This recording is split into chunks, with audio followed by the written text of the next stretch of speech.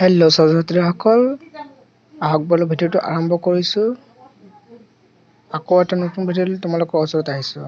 ছাত্ৰ-ছাত্ৰীসকল, তোমালোকে HSLC 2025ত এছামিছ এছে কমন পেলাবৰ কাৰণে যিমানখিনি কষ্ট কৰি আছে সেইখিনি সফল হোৱাৰ কাৰণে মই তোমালোকক কমন দি আছোঁ। HSLC 2025ত কমন ৰচনা।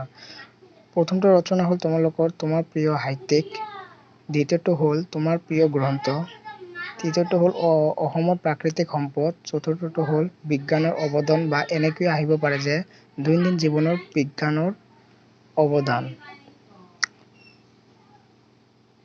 পঞ্চমটো হ'ল পুথিভঁৰাল। পুথিভঁৰাল বিষয়েও তোমালোকে ভালদৰে অলপ শিকি যাবা। নাহিব পাৰে এইটো, কিন্তু তোমালোকে শিকি যাবা। ষষ্ঠমটো হ'ল পৰিৱেশ প্ৰদূষণ আৰু ইয়াৰ প্ৰভাৱ বা এনেকৈ আহিব পাৰে অসমৰ প্ৰদূষণৰ বাবে ৰচনা লিখা।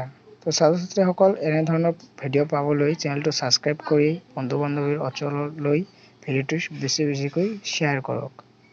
ছাত্ৰ-ছাত্ৰীসকল, মই দিয়া কমনৰ পৰা HSLC 2024ত 100% কমন আহিছিল আৰু এই বছৰ 2025তো আশা কৰোঁ আহিব। তো ছাত্ৰ-ছাত্ৰীসকল, এনেধৰণৰ ভিডিঅ' পাবলৈ চেনেলটো ছাবস্ক্ৰাইব কৰি কাষত থকা বেল আইকনটো অন কৰি দিবা।